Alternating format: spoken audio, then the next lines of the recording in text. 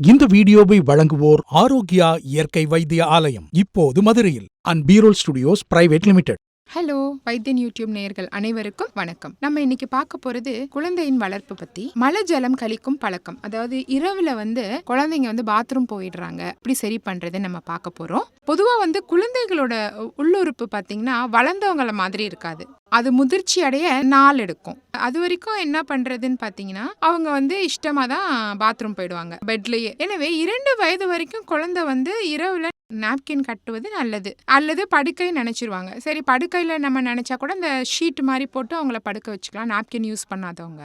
3 வயதுல இருந்து 10ல் 9 குழந்தைங்க தங்களோட மலஜல பழக்கத்தை சுமூகமாக சரி பண்ணிடலாம். ஆனாலும் 25% குழந்தைகள் படுக்கையை நினைப்பாங்க. 5 வயதுல கூட 5ல் 1 குழந்தை படுக்கையை நினைக்கும். இப்படி நடந்தால் குழந்தை மீது நம்ம ரொம்ப எரிச்சல் ஆகக்கூடாது, ஆத்திரப்படக்கூடாது. அதற்கான காரணத்தை நம்ம தெரிஞ்சுக்கிட்டு அதை நம்ம சரி பண்ணணும். சில குழந்தைகளுக்கு இரவுல எழுந்துச்சு பாத்ரூம் போகிறதுக்கு ரொம்ப பயப்படுவாங்க. சில குழந்தைங்க நிறைய படுத்தோன்னு பயங்கரமா கனவு காணுவாங்க. பயத்தினால படுக்கையில பாத்ரூம் போயிடுறாங்க. குழந்தைங்களுக்கு நம்ம திட்டி விட்டுறோம். குழந்தைய படுக்கும் போது திட்டுறது, ஆத்திரப்படுறது அவங்க மேல, அது அந்த மாதிரி ஏதாவது இருக்கும் போது அவங்களுக்கு மனசு பலவீனமா இருக்கும். அதுவும் சந்தோஷம் இல்லாம குழந்தைங்க தூங்குவாங்க. அந்த மாதிரி இருக்கும்போது அந்த குழந்தைங்களுக்கு சில வேளை படுக்கையில பாத்ரூம் போறது பழக்கமாயிடும்.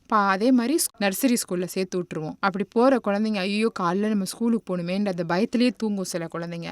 அந்த மாதிரி இருக்கிற குழந்தைங்களும் பயத்தினால பாத்ரூம் போயிடுறாங்க. இந்த மாதிரி குழந்தைங்களை நம்ம எப்படி சரி பண்ணலாம்னு பார்த்தா, படுக்கைக்கு போகிறதுக்கு முன்னாடி ஒரு 2 மணி நேரத்துக்கு முன்னாடியே நம்ம எல்லா வேலையும் அவங்களுக்கு முடிச்சுட்டு லிக்விடா எதுவுமே கொடுக்காம, ரொம்ப தாக எடுக்குது அப்படின்னா அவங்களுக்கு ஒரு மடக்கு அந்த மாதிரி தண்ணி குடிச்சிட்டு படுக்க வைக்கலாம். அதே மாதிரி எப்பவுமே பகல் நேரத்துல ஒழுங்கான முறையில அவங்கள சிறுநீர் கழிக்கிற செய்ய வேண்டும். அந்த பழக்கத்துக்கு கொண்டு வரணும். இன்னொன்னு படுக்கை போறதுக்கு முன்னாடி பாத்ரூம் போக வச்சுட்டு படுக்க வைக்கணும். இரவுல தூங்கிக்கிட்டே இருக்கும் போது ஒரு 12 மணியோ இல்ல ஒரு 1 மணி போலயோ அவங்கள எழுப்பி ஒரு முறை பாத்ரூம் போக வச்சுட்டு மறுபடியும் அவங்கள தூங்க வைக்கணும். குழந்தைங்க படுக்கிற அறை ரொம்ப குளிர்ச்சியா இல்லாம மிதமான ஒரு இடத்துல அவங்கள தூங்க வைக்கணும். அதே மாதிரி இரவுல பயப்படுற குழந்தைங்க அப்படி இருந்தாங்க அப்படின்னா படுக்கிறதுக்கு முன்னாடி அவங்களுக்கு நல்ல கதையை சொல்லி அவங்கள தூங்க வைக்கணும். குழந்தை 5 வயது வரைக்கும் படுக்கையை நினைக்கும் பழக்கம் இருந்தால் நம்ம இந்த விஷயத்தெல்லாம் பண்ணலாம். சில குழந்தைங்க 5 வயசுக்கு மேலையும் அந்த இது பழக்கம் இல்லாமல் அது போய்கிட்டே இருந்தாங்கன்னா நம்ம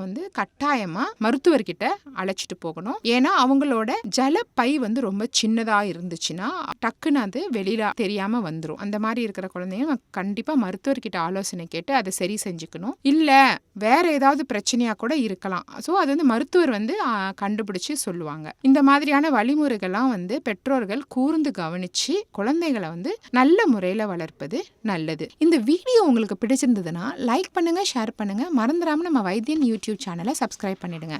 அப்படியே அந்த பெல் ஐகானையும் கிளிக் பண்ணி வச்சுக்கிட்டீங்கன்னா நாங்கள் அனுப்புகிற ஒரு வீடியோவும் உங்களை சேரும்.